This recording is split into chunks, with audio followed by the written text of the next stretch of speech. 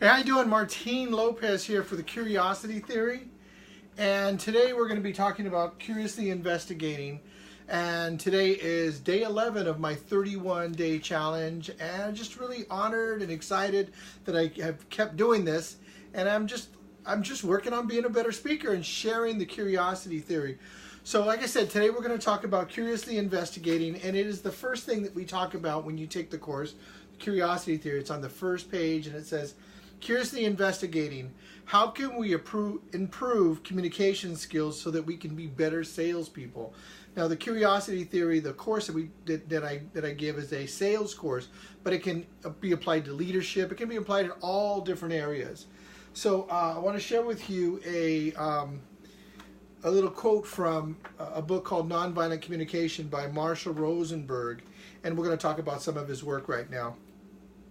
It is difficult to make observations, especially of people and their behavior, that are free of judgment, criticism, and other forms of analysis. So let's talk about curiously investigating. Let me see, let me get this out here. So what we're going to talk about is curiously investigating, but using this iceberg, the iceberg drawing that I have. Okay, so I got this little guy here, and I'll tell you about the little guy in a second.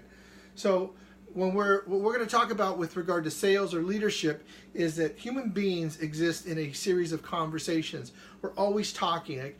People are talking about me. I'm talking about other people. If I know who's watching this, then I would have a certain idea about you. You know, and like he says, it's difficult to make observations that, especially of people and their behavior, that are free of judgment, criticism, and other forms of analysis. That's this part. That's the part that we have judgment of people, that we see somebody, and because they're dressed a particular way or they have a certain look, then something comes to mind. And that's just how we're put together. I'm not making a judgment about that. What I'm trying to do is just say, this is how human beings are put together. So curiously investigating is the methodology that has us manage that more powerfully. So conversations are what we say about each other. It's what we're engaged with constantly. And what we want to do is create action from that. So this is the waterline, and this is everything below the conversation. So this is the subconscious. This is stuff that people don't share with us. People aren't sharing this stuff with us. They're sharing this information with us, right? So when we're in a sales call, when we're doing something, let's say, even just a personal call, most people are sharing stuff in a conversation and not revealing what's below the surface, right? Above the surface, below the surface. The idea is, for curiously investigating, this is a little diver, is to go below the surface and investigate the observations and feelings and needs of people. So let's talk about that, okay? So and then what we're going to do today is talk about observations. We're going to cover feelings and needs next time, but today we're going to talk about observations. So what are observations? Again, I'll read this. Well, not only need to read this, actually. So observations are what we say in the Curiosity Theory. The power in distinguishing observations and being curiously investigating the observations is to be able to separate facts from meanings. We say things. Human beings say things, and oftentimes we say them as though it's a fact. We say, you meant to do that, or we just say, there's all kinds of things that we say, and we act as though and when we're talking about it, we say it as though it's true, it's a fact. What we want to do is be able to distinguish that sometimes we're saying things and it's not a fact, we're just saying the meaning that we make it. So the skill of observation, separating observations from facts from meaning, is understanding what is factual and what is meaning. And why do we want to do that? It's the influence of the different areas. So let me kind of go in the Curiosity Theory. What we talk about is that facts and meanings have different influences. Let me kind of go over that with you really quick. So facts are externally evidenced. We can all see a fact. I'm wearing a black shirt. This is a backdrop, right? There's bright light on me. As a matter of fact, let me turn one of these lights off. It's a little brighter than I'd like it to be. So that's an external evidence. Meanings are internal conversations. It's stuff that goes on inside of us, okay? So it's what we're thinking ourselves, and it's what we make everything mean. Facts are verifiable by other people. You could verify that this is a T-shirt. People would verify that. You could verify that this is a white.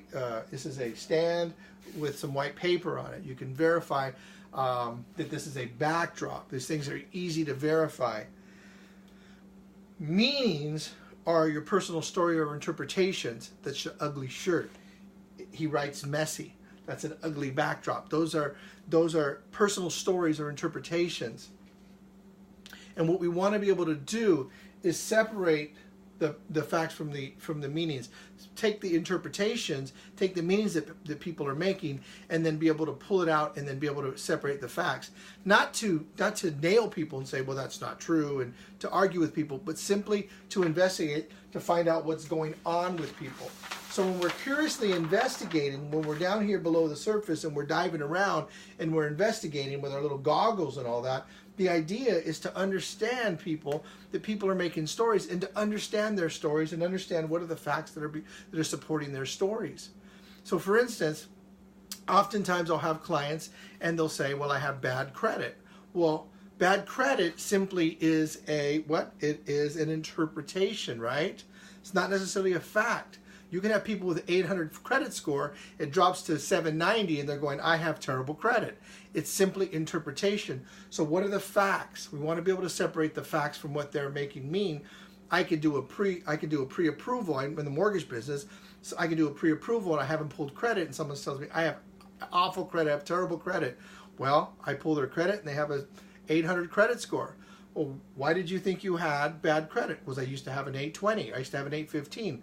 So it simply is, it's the meaning that people make. So we have to be aware of that. We want to investigate to find out what that is. Another thing is facts are not subject to personal interpretations. They're not subject to personal interpretations. For instance, if you're doing a mortgage, if you're getting a loan and you have an 800 credit score, well, the fact is you're going to get a better interest rate than somebody that has a 640 credit score. That's not a personal interpretation. That is the way things work, right? Meanings, right? Meanings over here.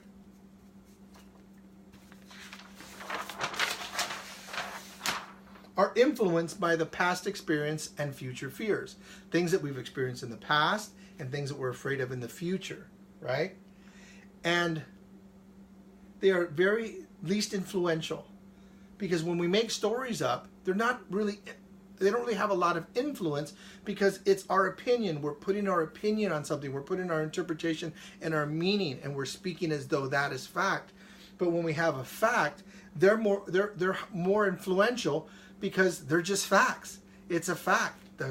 It's a black shirt. That is simply a fact. Saying it's an ugly shirt is not as influential.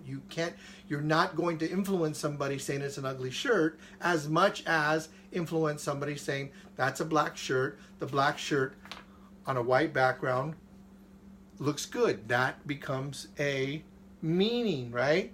But it's a black shirt, it stays that. So somebody could say the black shirt is ugly, which is a meaning.